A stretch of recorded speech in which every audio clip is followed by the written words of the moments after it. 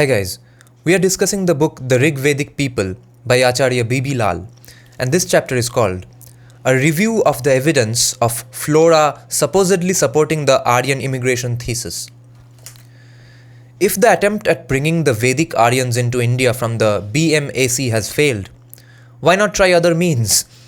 In this category falls the attempt by certain scholars who hold that the Vedic flora pertains to cold climate and therefore the Rigvedic people must have come from a cold region and cannot be indigenous.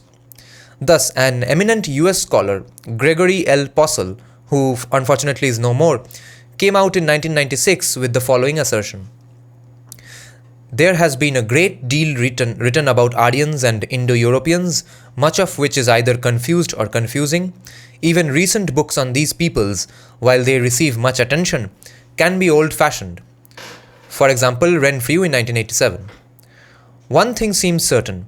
The speakers of Vedic Sanskrit are the earliest well-documented speakers of an Indo-European language in the subcontinent, and they came from elsewhere. This conclusion comes from a number of sources, the two most important of which are 1.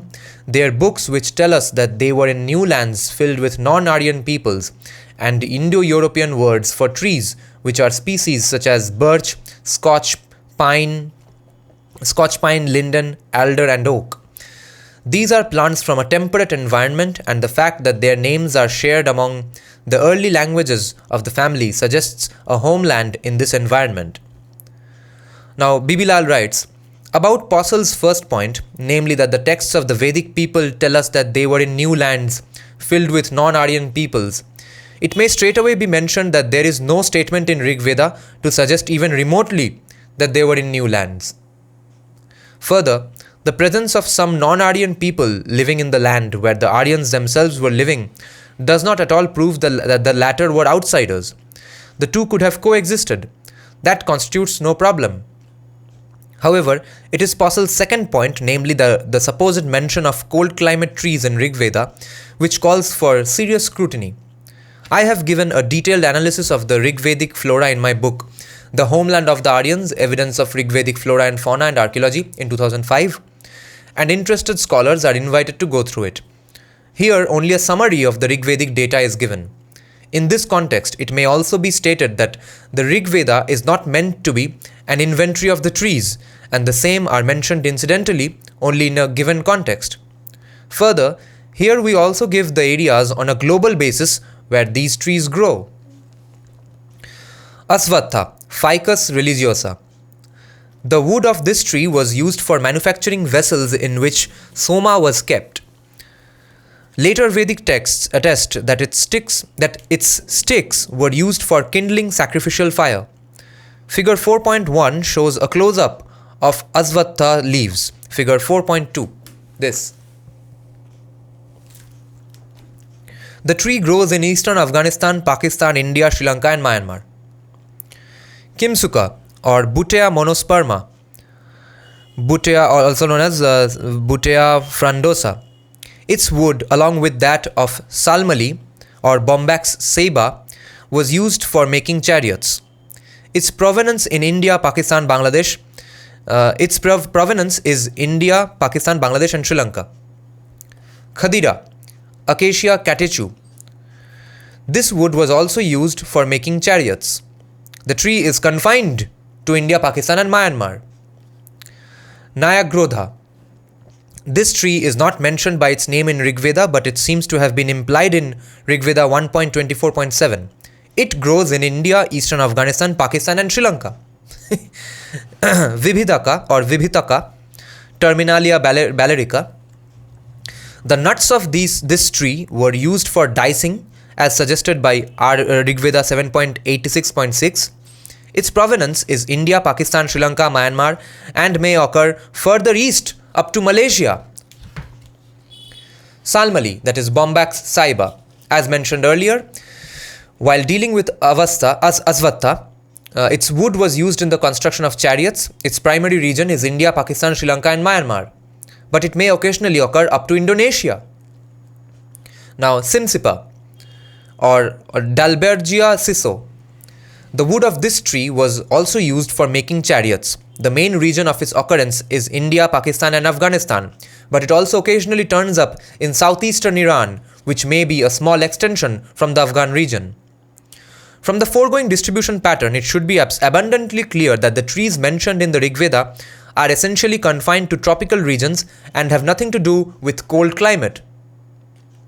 It also needs to be emphasized that no cold climate trees such as birch, pine, alder, etc. mentioned by Posel occur in the Rigveda.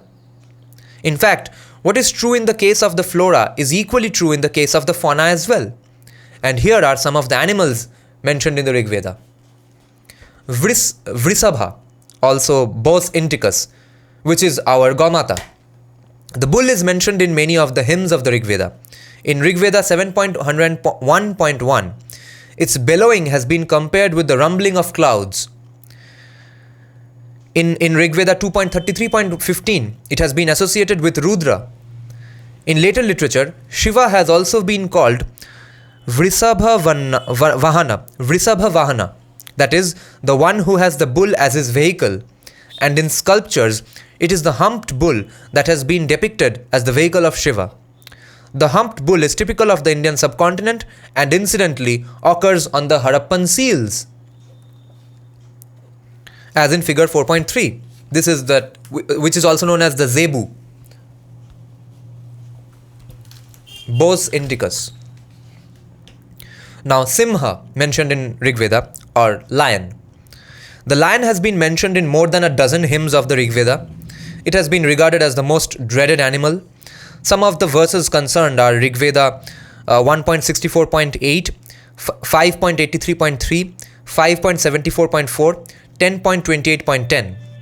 It is an animal of hot climate and is met with in its natural habitat in the Gir forest of India and south of Sahara in Africa.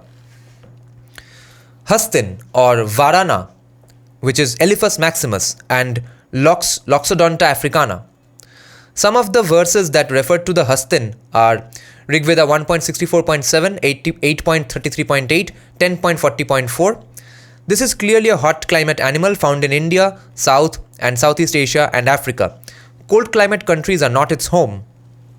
Even the birds testify to the Rigveda having been composed in a tropical climate. In this context, two typical birds are cited below. Mayura or Pavo cristatus. The Mayura male is mentioned in Rigveda 3.35.1 and 8.1.25, while the female Mayuri is mentioned in Rigveda 1.191.14. It is one of the most glamorous pheasants, as in shown in figure 4.4. You know what a Mayur looks like.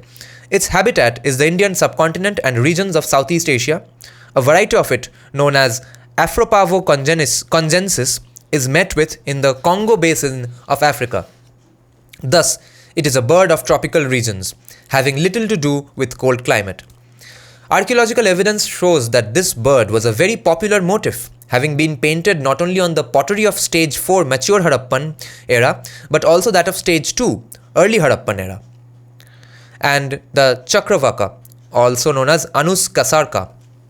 Mentioned in Rigveda 2.39.3, the pair of this bird, a male and a female, has been eulogized in Indian literature as an example of conjugal fidelity.